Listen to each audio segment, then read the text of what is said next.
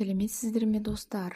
Осы жолы сіздермен рулет торнадоның жасалу жолымен бөлісемін. Үлпілдеген жұмсақ әп-әдемі болып шығады. бір жасағанда 1-2 сағаттың ішінде желініп кететін. Осы рулетті жасау үшін бізге бар жоғы 5 дана жұмыртқа, ағынан сарысын бөліп 2 ыдысқа дайындап аламыз.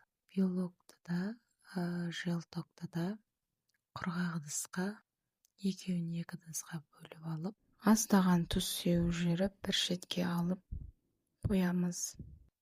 келесі қажетті затымыз иіссіз сұйық май 50 грамм, 3,2% майлықтағы 50 грамм сүт, және де 110 грамм қант, майдаған 110 грамм,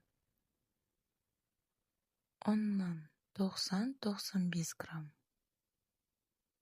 Одан көп емес, 90 грамм ұнның үстіне 1 грамм ғана қопсытқыш разрыхлитель салдым. Какаодан 12 грамм, 11-12 грамм. Мына жерде какаоның түбі қара, үсті ақшыл болып тұр. Ол 2 түрлі фирманың какаосы. Сондықтан 2 түрлі түс болып көрініп тұр. Барлығы какао. 30 грамм қайнаған сумен араластырып, барлығын бір шетке қойып, жұмыртқаның ағын тұзбен араластырамыз. Ең әуелі тұзбен шамамен 20 секундтай араластырып алып, Жұмыртқаның ағын миксерлеп жатқан кезімізде нәзік сондай ақ көбікке айналғанша 20 секундтай шамада миксерлейміз. Сосын алдын ала өлшеп қойған майда қантымыздың 1/3 бөлігін саламыз. Көз өлшеммен қанттың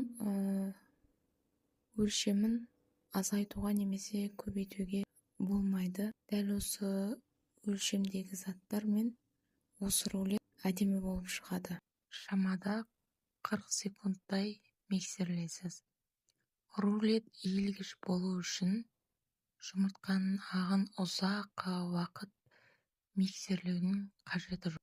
Қантты 2-ге бөліп, шетін жинап миксерлегеннің өзінде 2 минут. Жұмыртқаның сарысында ұзақ миксерлемейміз. Әуелі тұзбен араластырамыз. Жұмыртқаның сарысында ең соңғы қантымызды салып, қантпен де араластырамыз. Мен өзім салатын тарелкама байланысты көлемін азайтып жасап жатырмын.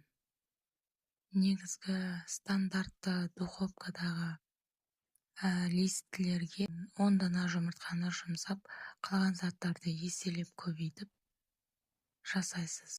Мына жерде белоктан азғантай салып, жұмыртқаның сарысына силиконды лопатканың ұшымен ғана осылай қосып араластырып жатырмын. Жұмыртқаның сарысын көтеріп болғаннан кейін осы кезде пешті қосып қойыңыз. 150 градуста 20-25 минутта пісіріп аламыз. 150 градуста алдын ала қыздырып қоямыз пешті. Жұмыртқаның ағында сарысында дайындап болғаннан кейін екеуін бір ыдысқа біріктіреміз. Екеуін жақсылап араластырып аламыз. Дәл осы жерде жасап жатқан жұмысымыз біздің рулетіміздің дұрыс пісіп шығуына қатты әсер етеді.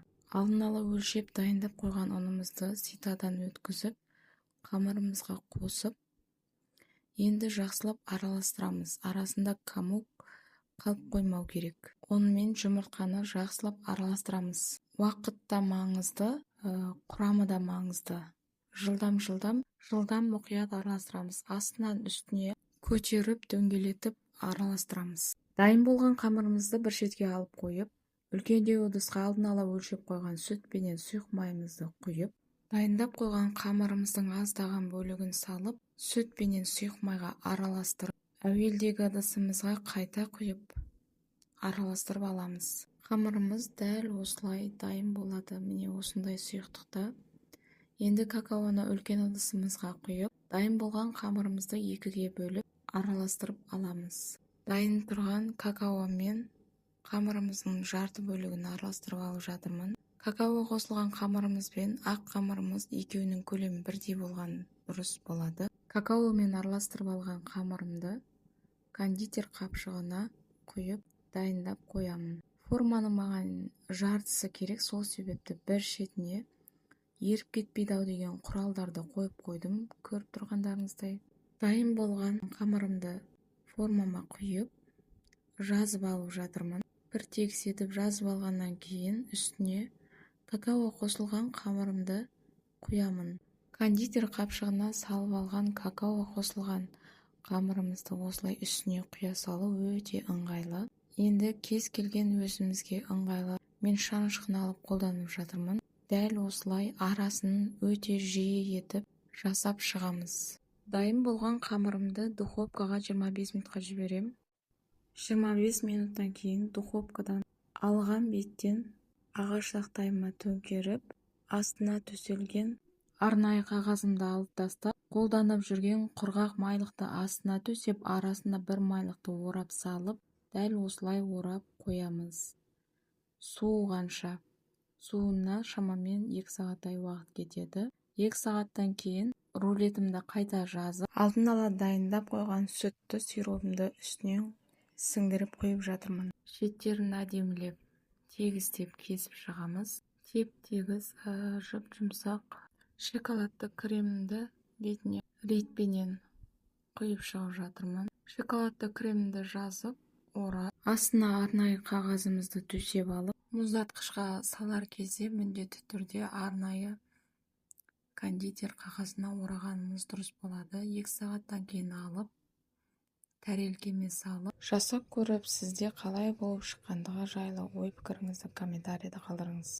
Бөліп, міне көріп тұрғандарыңыздай дәл осылай болып. Мен видеода мүмкіндігінше егжей-тегжейлі түсіндірдім. Записта мүмкіндігінше негізгі қателіктер жайлы айтылды. Видеоға көңіл бөліп қарағаныңызға көп рахмет.